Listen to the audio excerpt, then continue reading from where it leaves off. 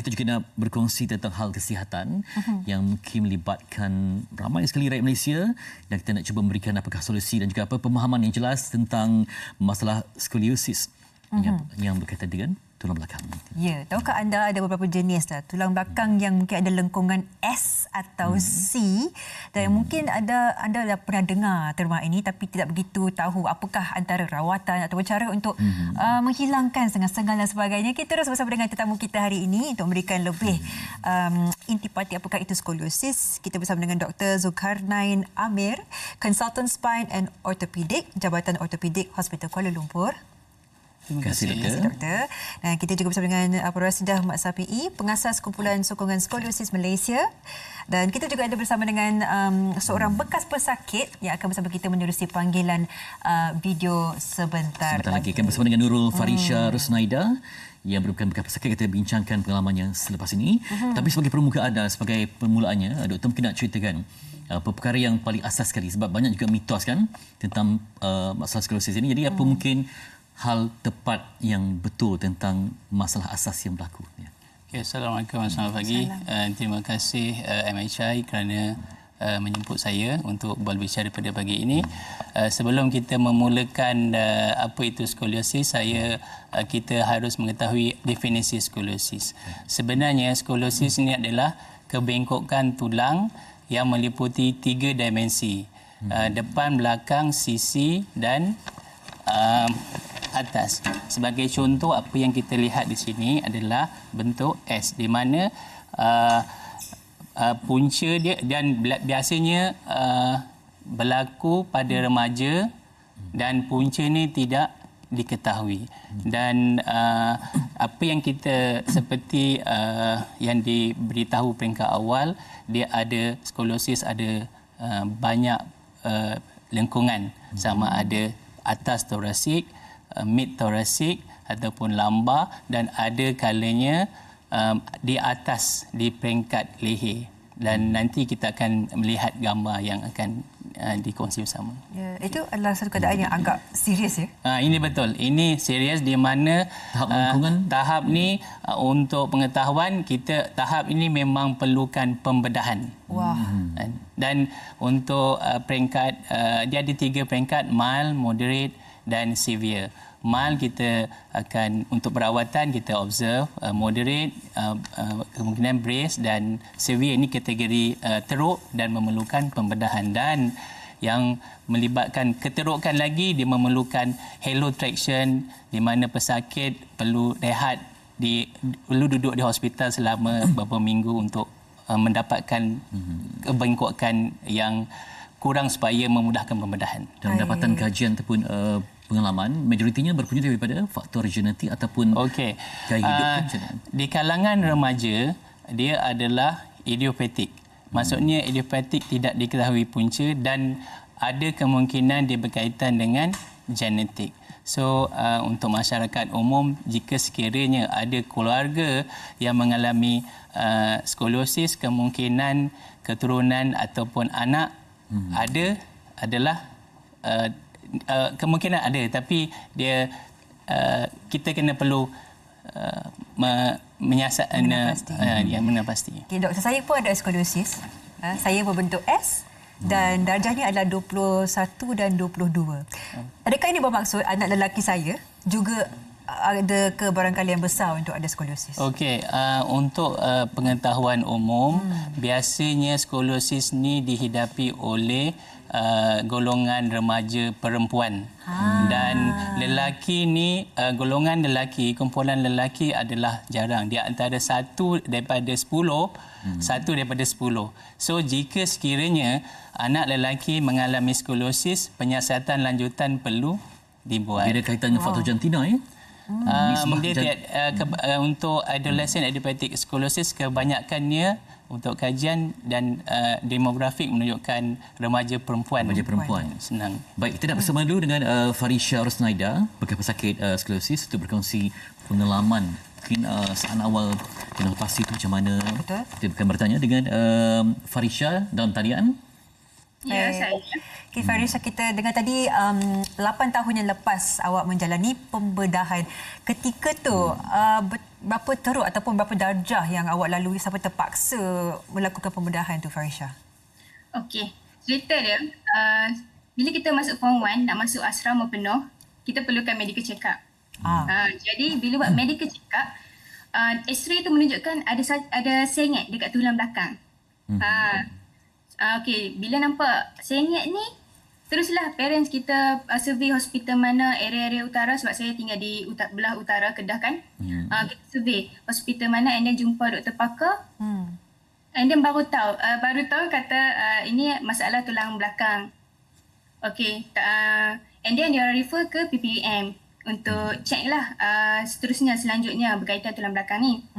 Okey, dan time form 1 darjah dia tak tinggi lagi. Dalam 18% sahaja. Kira kita boleh kawal bentuk tulang belakang tu supaya tak lagi teruk lah.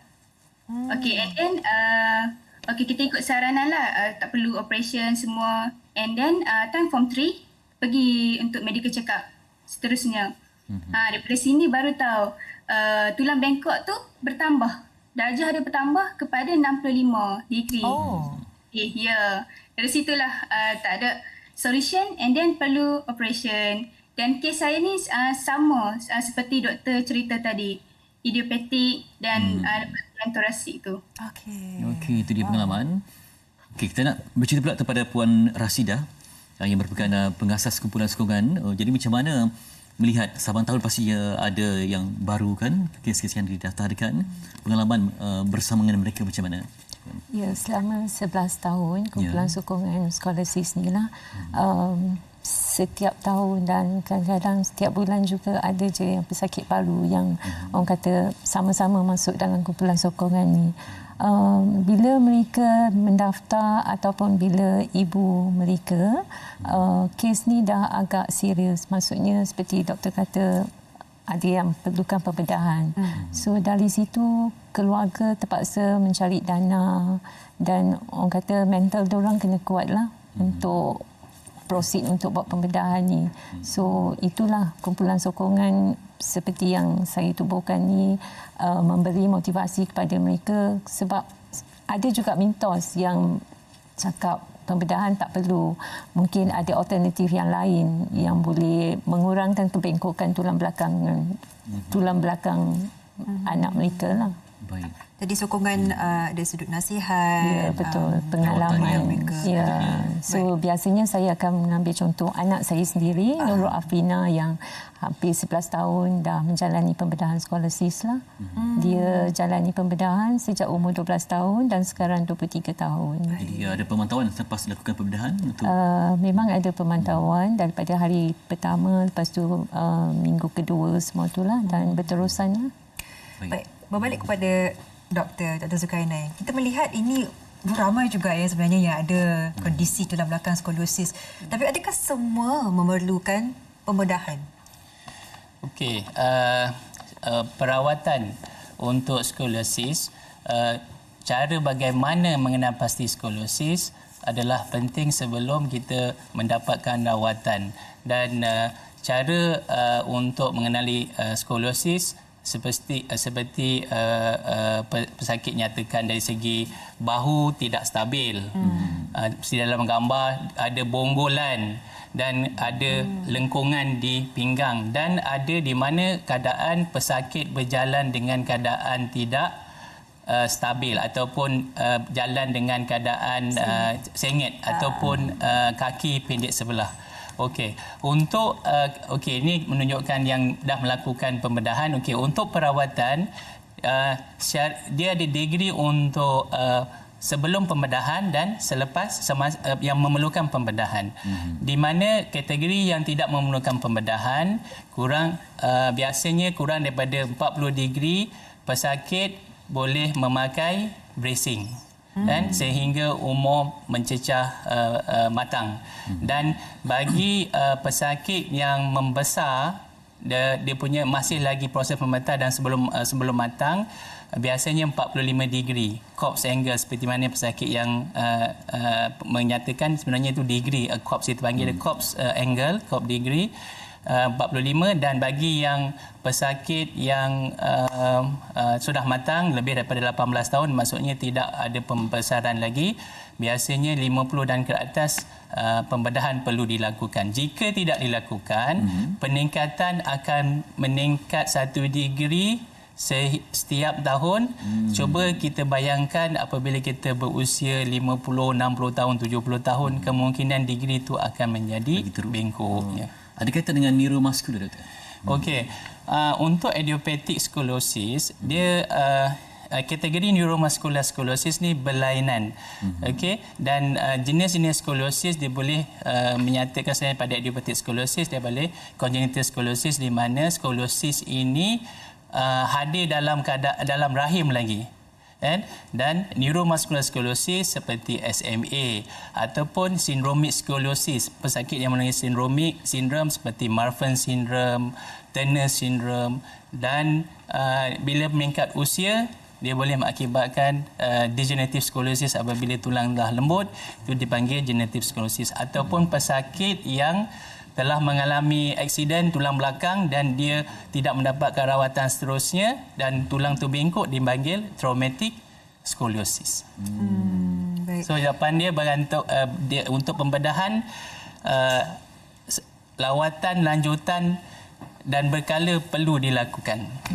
Itu dia. Baik, apa yang kita tunjukkan di sini, doktor, halo traction untuk 4 minggu.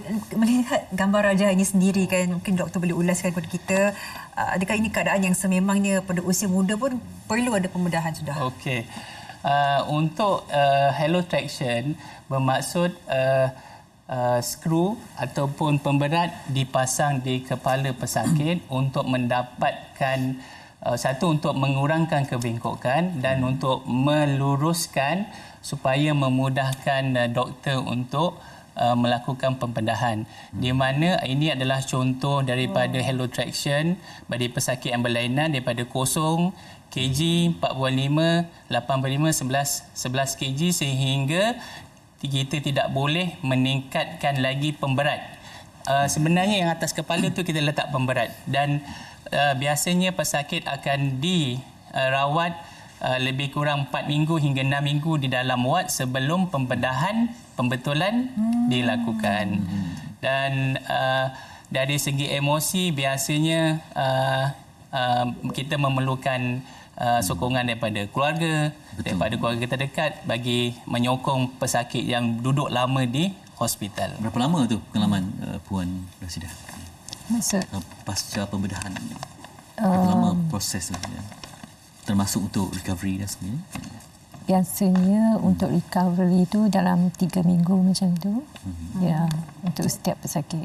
Itu pun bergantung kepada berapa degree sebelum mereka buat pembedahan tu. Pribadi pun paling lama Anak berapa pun termasuk ada. proses-proses untuk menyembuh tu berapa lama perlu diperlukan untuk berehat daripada pekerjaan?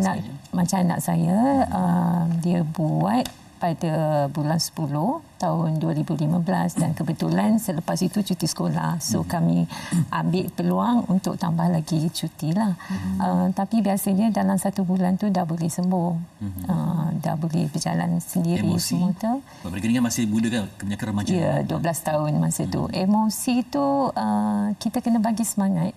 Kita selalu bagi semangat sebab sebelum ni mereka dah bengkok, tapi bila dah tertanam skru dengan rod tu, mereka akan nampak tegak dan kita kena bagi motivasi lah yang mereka dah kembali seperti normal. Kan? Kita bertanya kepada Farisha semula sebagai seorang bekas pesakit yang melalui pembedahan dan sekarang masih tersenyum boleh berbicara dengan kita kan. Okay, Farisha, apa antara sokongan yang awak perlukan ketika dapat tahu tiba-tiba dah lebih 60 darjah dan terpaksa melalui pembedahan? Mesti menakutkan kan time tu. Di selepas pembedahan, apa antara yang awak perlukan supaya awak boleh kekal positif dengan seiring dengan selepas rawatan tersebut? Okey, nak cakap selepas pembedahan, of course saya asrama penuh. Jadi perlukan support daripada pihak sekolah sebab bila duduk asrama ni parents dekat rumah. Boleh jumpa hujung minggu untuk bagi support dekat kita. So contohnya daripada pihak sekolah ni, kami bila duduk asrama pihak sekolah support kita untuk letakkan kita di floor bawah, bilik floor bawah supaya kita tak teruk lah nak naik tangga semua. Dari segi parents pula, of course setiap minggu diorang datang bagi sokongan lah supaya kita boleh kuat, boleh berjalan banyak semua. Sebab bila after rawatan ni, solat masa tu atas kerusi, tak boleh nak tunduk lagi. Betul lah. Macam mana anak remaja di sekolah sama kan? Betul. Jadi doktor, apa mitos yang menghantui, mungkin bawa beg berat ke apa ke supaya kita perbetulkan kepada masyarakat? Untuk mitos ni telah semua orang tahu pemberat membawa beg yang berat adalah menjadi salah satu punca. Tapi untuk pengetahuan, isu ini bukan berlaku di Malaysia sahaja. Dia berlaku di seluruh dunia, dan di mana kalau kita tengok pembelajaran di peringkat rendah ataupun menengah bagi negara-negara barat, mereka tidak membawa buku. Tapi masalah ini masih juga berlaku. Jadi pemberat membawa beg yang berat tidak ada kaitan dengan penyebab skoliosis. Itu dia. Moga kita bertambah ilmu dan cakna dengan kesedaran diberikan, kempen-kempen yang berkesan. Kalau ada yang diuji mencari sokongan untuk mendapatkan khidmat nasihat ataupun mendapatkan pandangan, serta yang paling penting jumpa dengan pakar. Okey, akhir sekali Puan Rashidah, mungkin bagi ibu dan ayah sesiapa sahaja yang mungkin selepas temu bual ni dia perasan, anak saya sebenarnya tulang belakang lebih kurang macam gambar tadi kan. Jadi apakah langkah seterusnya untuk kita memperkuatkan semangat anak-anak kita untuk berjumpa dengan doktor dan mungkin selain itu dapatkan rawatan? Apa kata-kata semangat yang boleh diberikan? Saya encourage semua parents pergi ke Facebook kami, iaitu Malaysia Scholarship Support Group. Dalam tu banyak info tentang scholarship dan banyak gambar-gambar patient yang melalui pembedahan sebelum dan selepas. Dan bagi mereka yang orang kata kalau nak semangat tu, orang kata boleh PM saya ataupun itulah cari kekuatan daripada Facebook Malaysia Scholarship Support Group. Okey, insya-Allah. Terima kasih. Mendapatkan maklumat yang tepat, terperinci, diagnosis yang tepat bersama dengan doktor juga. Lain. Terima kasih Dr. Zulkarnain Amir, kepada Puan Rashidah Safi dan juga pada Nurul Farisha Rusnaida berkongsi pengalaman, moga menjadi iktibar ataupun panduan untuk orang lain yang menonton pada hari ini.